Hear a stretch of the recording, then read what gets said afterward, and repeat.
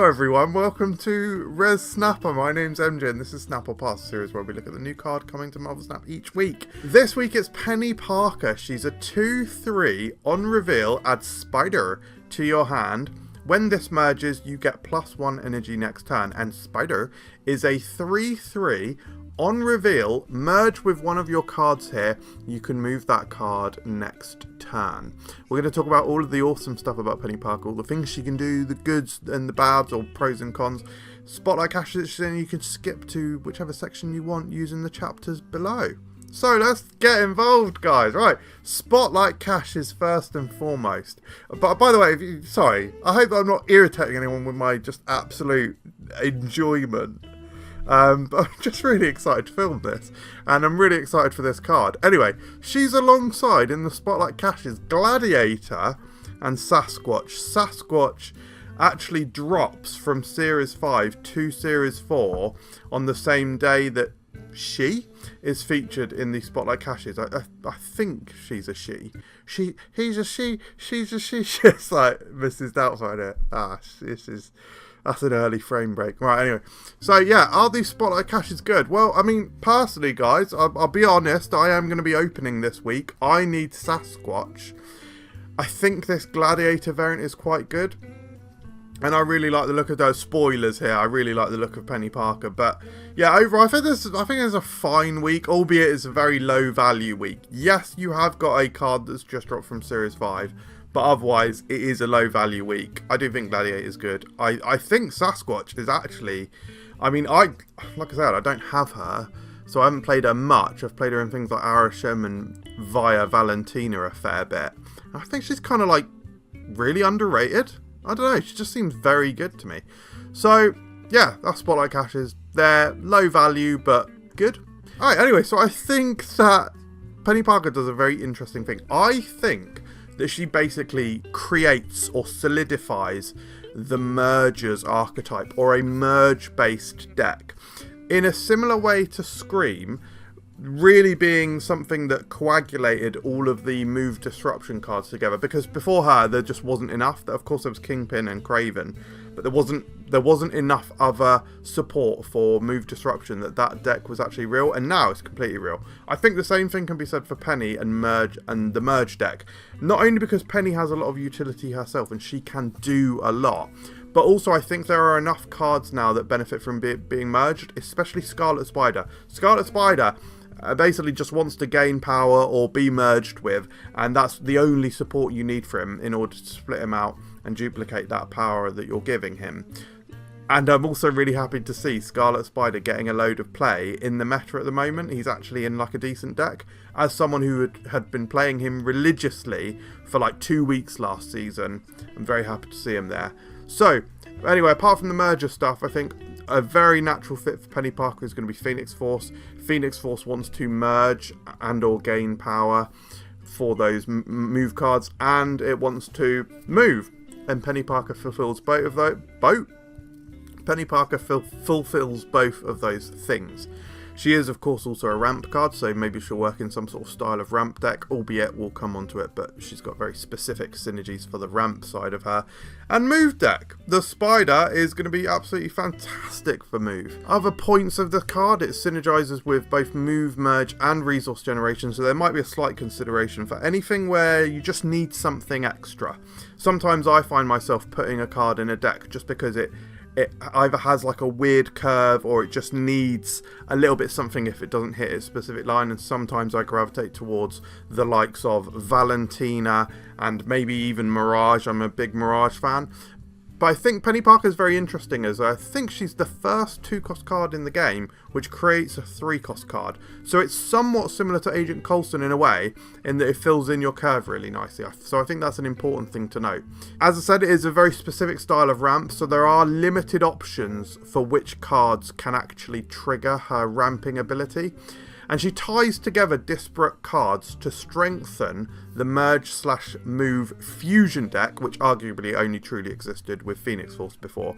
Whereas now, again, as I said, I think there's now enough merge cards that the merge style move deck becomes a bit more of an option as well. I just think there's a lot of really awesome stuff tied into this neat little package that is Peni Parker. So pros. This first one, she joins Psylocke and Ravonna as the cheapest ramp card in the game. Higher power and resource generation too. So she's a bit higher tempo than those two. Now, I will say that the slight caveat to that is, of course, Psylocke gives you the ramp straight away, and Ravonna also gives you the discount straight away. Peni Parker can achieve the straight away energy gain, but it's only if you've played Agony, which you may well be playing alongside Peni Parker. So it will happen. It's not going to be the most infrequent thing. But then there's further opportunities to ramp her after you've played her with things like Hulkbuster. So I think that's pretty cool. I think she's very versatile. I think that resource generation is a very important point, so she's going to fill in your curve, and she wants to work with cards that scale, so even things that you might not necessarily think of.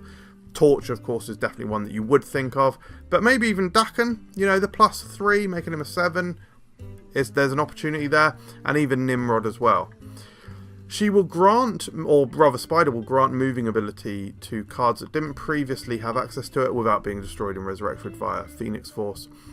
Permitting new combos, so we'll be able to move stuff. We'll be able to do, maybe we want to do like a lockdown storm deck, and we've got like something that we want to move, which is, yeah, I'm saying these words, and yeah, it's obvious. It's I don't know what this is. Can anyone tell me what this is? Anyway, and the ability to move is very powerful, isn't it? We have seen before. Consider this, right? We have seen before Nocturne. She was a 3/5, and I played her all the time when she came out, and she was incredible. And I still think she's completely solid, although she is a traitorous little bitch, changing locations to deep space and stuff. Ooh, yeah, she can be a spiteful wench at that one. But yeah, again, this is all very strange. That's completely fine there. But basically, being able to move, we've seen it before, is very powerful. Look at Vision. Vision, again, is back in the meta because of Galacta. But, again, being able to move and adjust where you have your power is very powerful. And Spider's going to be able to let you do that. So I think that's really good. Cons. Well, she's kind of versatile for general use. Maybe she's also kind of very niche. The fact that one side of her ability is ramp, and it's having to put merge cards in that deck, might be a bit weird and a bit awkward, so the decks might be a bit curious. She is highly disruptable via Cosmo and other counters, so they've obviously got two opportunities to Cosmo you. The first time where you try and generate Spider, but you can't, and then the second time obviously when you play Spider, or maybe they like Red Guardian. There's ways to counter her, and she can be slow to trigger and to make use of Spider. So this process of getting her out and then getting Spider out, you're already on to like turn 4. So yes, she ramps, but you're going to have potentially a tiny loss of tempo to kind of build back from upon to grow and be good and merry. And oh, we sing a merry song, we sing a merry song, we sing a merry song, and we sing it on the day. Oh God, why is this happening? You're watching this, or you've turned off. So smarter people than you have just turned off. So yeah, insult the viewers whilst you're making them cringe and turn off. Yeah, insult them as well. Let's talk about favourable and unfavourable locations for Peni Parker.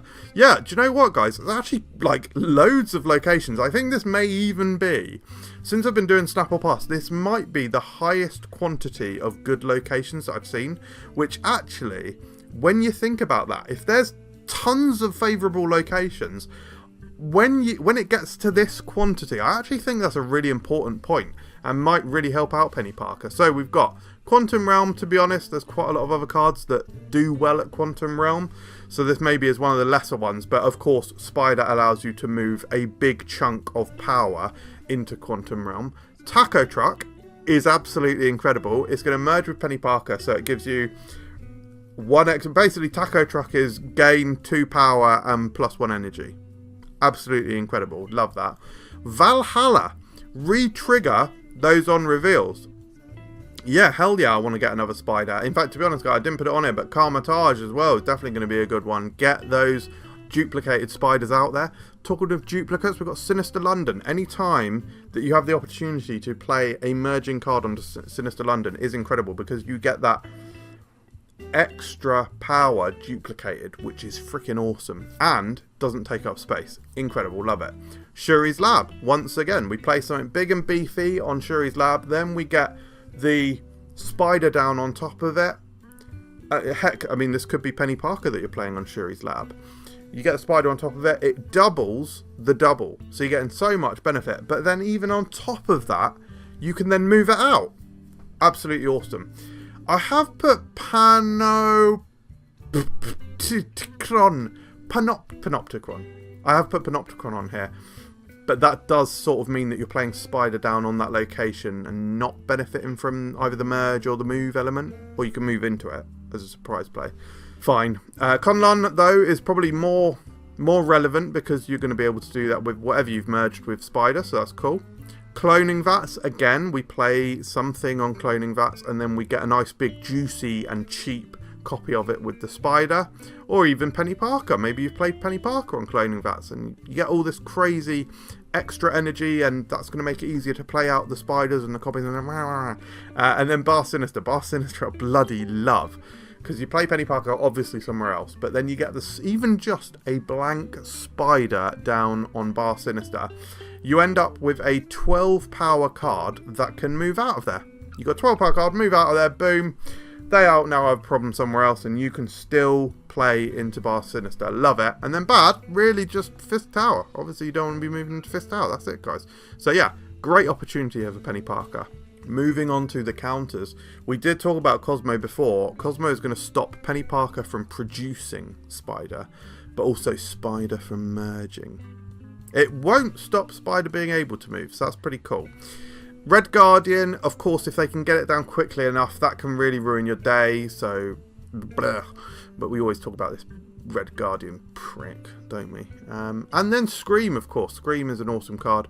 She's going to disrupt the movement, but I mean, the thing is, you're playing spider on something which is a +3.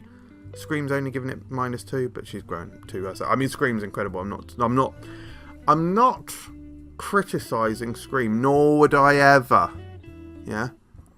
Moving on to the key synergies and some deck ideas for you guys. What do you think to these? So we've got the mergers. Obviously, we've got all the mergers here. So we've got Agony. Agony's incredible. The curve of going from Agony into Peni Parker is going to feel amazing, because yes, it might make it slightly awkward, because it means you've got 4 energy on turn 3, and you probably / might want to play spider, so it does like maybe give you this 1 energy that you need to play with. So maybe the curve on this deck would be slightly lower, but you might have cards like Human Torch in there, so maybe you do Human Torch into spider on turn 3. That's going to be really nice. But I think that curve in general is going to be really good. And also don't forget Agony. God, I really do love Agony. Like I say, I have been playing Scarlet Spider religiously, so that does feed into this a little bit, but hey, she's flexible on future turns. You can do a turn 3 Agony Peni Parker, and then on turn 4 you actually have 5 energy. That's a lot to play with at that stage of the game. Really good. The other mergers, of course, Hulkbuster, just going to feel really natural and really good after Peni Parker, and Symbiote Spider-Man.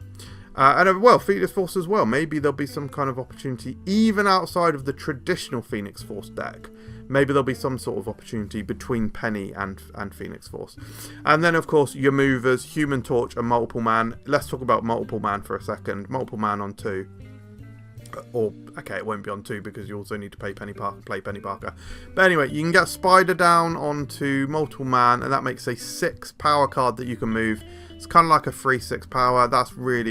I think that's really good. Don't underestimate it, basically. But let's talk about the decks, okay? So this Scarlet Spider deck that I have been playing reasonably religiously looked a lot like this, basically. I can't quite remember what I've swapped out now, but basically this is virtually the deck that I had been playing. I have just put a few new inclusions because I've got Galacta in here as well. But I've got Agony, I've got Aranya, so we've got a nice good 1-drops that we want to play out to begin with. In fact, you pretty much always want to get Aranya out first rather than Agony, unless you happen to have some sort of good play line in hand, and then you've got Peni Parker, because then you can do something spicy like the turn 2 Peni Parker onto Agony. But basically, guys, you play with this deck 1 card in 2 locations, and then you've got another location where you're stacking your cards, because this is sort of a Nomura deck as well. So you want to get that Agony down. Basically, you want to get and don't forget, you can play Agony and then play Hulkbuster. Hulkbuster merges into Agony rather than the other way around. So it means that Agony is still able to merge, so don't forget that. And then that Agony can copy with Scarlet Spider, and then you've got the copy. The other sort of the other half of this deck really is the Valentina Anti-Venom Luke Cage package. So you've got that, which is absolutely awesome. Love getting it, just works really well in this deck. And then you've got a surprise card in Ultron. And with that being a potential hit from Anti-Venom, that's insane. And even like someone like Galacta is incredible as an Anti-Venom hit. Really good stuff. I think this is going to be a very fun deck. Then we've got Phoenix Rising. This is just a Phoenix Force deck, and I have naturally slotted in Peni Parker in a way that I think makes a lot of sense with the other cards that you may not necessarily expect to see in a Phoenix deck is Madam Web. Other than that, the rest is pretty self-explanatory here, guys. We've got lots of sensible stuff, and if we don't pull off any of the move stuff, which is probably the primary thing you want to do, you can get a nice Nimrod going, even going as far as to do something on the final turn. Like maybe you played I don't know what actually maybe you played Symbiote Spider-Man on turn 4. You can Nimrod, and then on the final turn you can like activate the Symbiote Spider-Man and then play like Spider and Venom. That gives you a very big juicy Nimrod, and yeah, obviously the ability to destroy him as well. And then finally, Moving Merging. This is obviously the deck that combines the abilities of merging and moving. Yeah, pretty self-explanatory again, guys. We've got our big scalers like Human Torch and Vulture. Actually, I haven't got Dagger in here. That's an interesting omission. Yeah, I would maybe stick Dagger in here, to be fair. I think you probably want something else. But in any case, another spicy thing that you can do here is Frigger. You can even Frigger the Peni Parker. And this is just a generally quite low curve deck. But you've got and also a weird inclusion that you might think is Toxin. So you can re-trigger the... yeah, this deck is probably poor. Maybe swap one of these out for Dagger. But I do like the Toxin inclusion. Anyway, those are the deck ideas for you. What do I think of Peni Parker overall star ratings and everything? Do you know what, guys? I think she's actually really good. A lot of this comes down to that resource generation from her and the flexibility and versatility, and I just think she's a really interesting toolkit that she is going to go well in lots of bloody decks, honestly. It doesn't need, I know she's kind of niche, but I also think she's just going to feel really good in lots of decks.